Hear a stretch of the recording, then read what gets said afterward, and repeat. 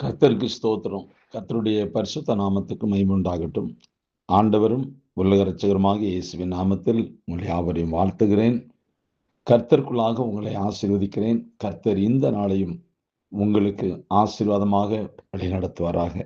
பிரியமானவர்களே, நாம் ஒவ்வொரு நாளும் ஒவ்வொரு வசனத்தை வைத்து சில காரியங்களை நாம் ஆவிக்குள்ளாக பகுத்தறிந்து நாம் நடப்பதற்கு தேவன் நல்ல ஒரு வாய்ப்பை தந்திருக்கிறார். நாம் அதை தியானிக்கிறோம். விசேஷமாக இந்த நாளிலும் சங்கீத புஸ்தகம் 37வது சங்கீதம் 6வது வசனத்துல இவ்விதமாக சொல்லப்பட்டிருக்கிறது. உன் நீதியை வெளிச்சத்தை போலவும் உன் நியாயத்தை பட்ட பகலை போலவும் விளங்கு பண்ணுவார். சில நேரங்களில் சிலர் பொய்யாய் குற்றம் சாட்டப்படுவது உண்டு. சொல்லாததை சொன்னதாகவும் செய்யாததை செய்ததாகவும் பழி சுமத்துவது உண்டு. ஆயினும் அவர்களுக்காக தேவன் எதையும் உடனே செய்வதில்லை.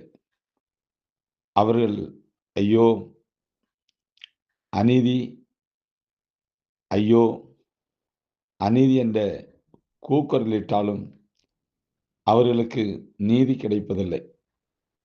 ஏனென்றால் அவர்கள் வேறு பல விஷயங்களில் குற்றவாளிகளாகவும் தவறானவர்களாகவும் இருப்பார்கள். சில தவறுகள் பல புரிந்தும் நல்லவர்கள் போல சாட்சி பெற்றிருப்பார்கள். குற்றங்கள் பல புரிந்தும் அவைகளை யாருக்கும் தெரியாமல் எளிதாக மறைத்திருப்பார்கள். அப்படிப்பட்டவர்கள் பொய்யான குற்றச்சாட்டுகளால் பாதிக்கப்பட்டாலும் அவர்களுக்கு தேவன் உதவி செய்வதில்லை. மோசேக்கு எதிராக ஆரோனும் மிரியாமும் பேசினார்கள். ஆனால் தேவன் அங்கு வந்து அவனுக்கு ஆதரவாக சாட்சி தந்தார். ஏனென்றால் மோசே அனைத்து வாழ்க்கை பகுதிகளிலும் உண்மையுள்ளவனாயிருந்தான். சில இடங்களில் மட்டும் அல்ல, எல்லா இடங்களிலும் எங்கும் அவன் உண்மையோடும் உத்தமத்தோடும் தேவ பயத்தோடும் நடந்து கொண்டான் என்று என்னாகும் புஸ்தகம் 12ஆம் அதிகாரம் 7ஆம் வசனத்துல நாம் வாசிக்கிறோம். நாம் பொய்யாக பழிச்சாட்டப்படும் போதும் தவறாக குற்றம் சாட்டப்படும் போதும் இங்கேயே இப்போதே நமக்கு நியாயம் கிடைக்க வேண்டும் என்று எதிர்பார்ப்போம். இப்போதே நம்முடைய குற்றமற்ற நிலைமையை தேவன் நிரூபித்து காட்ட வேண்டும் என்று நாம் ஜெபிப்போம். ஆனால் தேவன் எதையும் அவசரப்படாமல் அதற்குரிய வேலையிலேயே செய்வார். அநீதியையும் ஆகாத குற்றச்சாட்டுகளையும் தவறாக பேசப்படுதலையும் நாம் சில காலம் சகிக்க வேண்டிய தேவை உண்டு. தேவனுடைய நீதி வெளிப்படும் என்ற விசுவாசத்தோடு காத்திருக்க வேண்டிய தேவையும் நமக்கு உண்டு. தேவன் எதையும் உடனுக்குடன் செய்யாமல் உரிய நேரத்தில் செய்வதையே அவர் விரும்புகின்றார். கர்த்தருடைய வேலைக்காக நாம் பொறுமையோடு காத்திருக்க வேண்டும். தேவன் ஒரு நாள் நற்சாட்சி பெற்று தருவார் என்ற நம்பிக்கையோடு மனிதர்களின் பொய் சாட்சிகளினால் வருகின்ற எரிச்சல்களை சகிக்கவும் பழக வேண்டும்.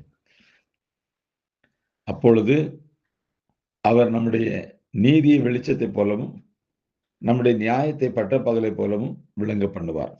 அன்பார்ந்தவர்களே, இறைவனுக்கு முன்பாக குற்றமற்றவனாக நிற்க விரும்புகிறவனை உலகம் அதிக நாள் குற்றவாளியாக நிறுத்த முடியாது என்பதை நாம் புரிந்து கொள்ள வேண்டும்.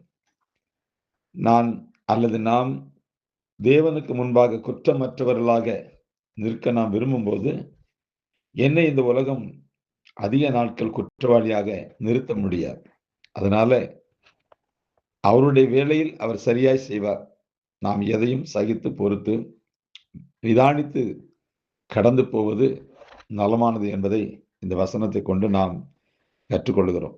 உன் நீதியை வெளிச்சத்தை போலவும் உன் நியாயத்தை பட்ட போல பகலை போலவும் விளங்க பண்ணுவார். அது ஒன்றும் மறைஞ்சிருக்காது, அதை மறைக்க முடியாது, கண்டிப்பா விளங்கும். உங்களுடைய வாழ்க்கையில் இப்படிப்பட்ட பாதிப்புகள் அல்லது இப்படிப்பட்ட சூழ்நிலைகள் வந்திருக்கும், வரலாம். ஆனால் இந்த வசனத்தை கொண்டு நாம் தேவனுக்கு முன்பாக காத்திருக்க வேண்டும் என்பது அவசியம்.